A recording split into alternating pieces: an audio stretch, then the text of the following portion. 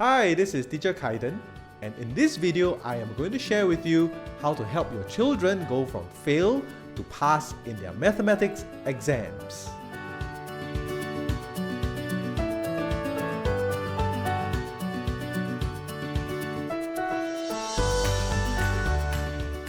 So parents, are your children currently failing their math exam? Perhaps they're getting around 30 to 40 plus for their examinations and you're getting really stressed, and you hope that they can get at least a decent pass of about 50 to 70 marks. Then you need to watch this video.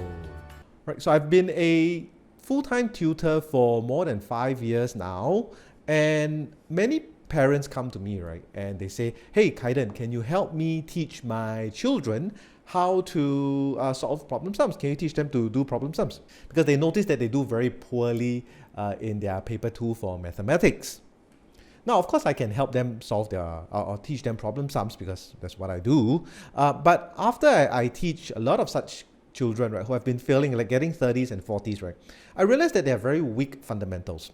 And by that, I mean that many of them, they don't know how to do simple things like 4 operations of fractions and decimals. They don't know how to multiply decimals by 100, by thousands, by thousands, and so on.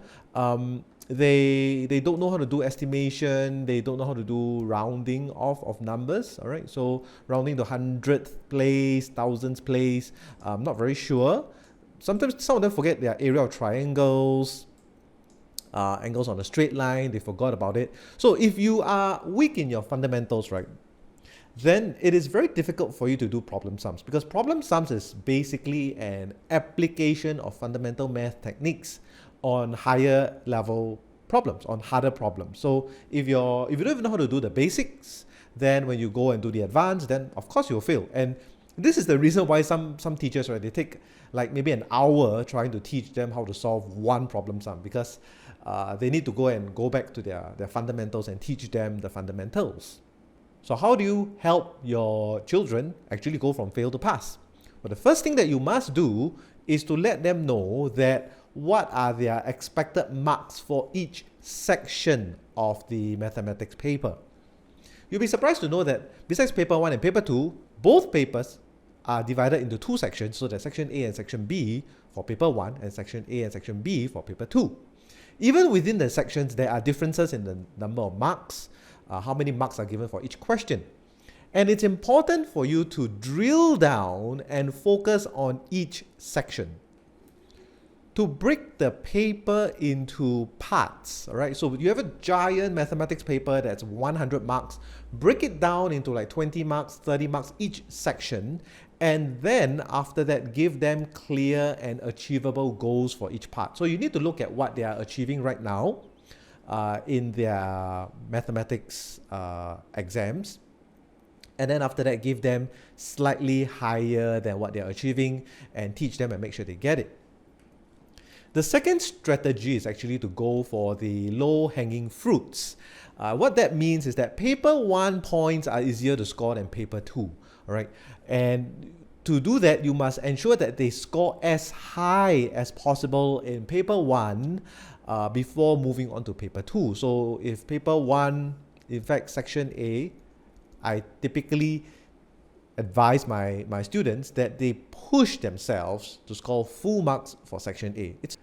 And those questions are actually, some of them are even like P4, P5 level questions, and they're not hard. That's why they are in paper 1, section A. And the mindset of the student is that I have to push myself and score maximum points, ideally full marks for section A, because once you can get that, those are your low-hanging fruits, then it's so much easier for you to score better for the entire paper as a whole. The third strategy is to practice on each section, not the entire paper as a whole. So the first thing is you need to print out exam paper. So I've seen parents, right, or students, what they do, a giant thick stack of exam papers. Nothing wrong with that, but something more effective, right, especially for students that are failing, is to print out exam papers on specific sections. You need to print, let's say, just paper 1 section A, and print about 5 of those, and then get them to have a very good feel and be confident about that section so that they know what are the common questions that section A will have, and they are able to solve those questions quickly, effectively, and without careless mistakes. And the second thing, right, after you print out the section by itself, you need to actually set them targets that are incrementally higher. One of the first basic targets is paper 1, right? You need to score at least 80%, or push them to score at least 80% before moving on to paper 2. To recap, the 3 strategies to help your children go from fail to pass in their mathematics exam. The first strategy is to let them know what are their expected marks for each section.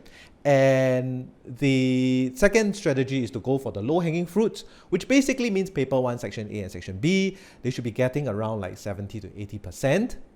And the third strategy is to print out specific sections of the paper for them to try, all right? So it's important for them to try specific sections and not the entire paper.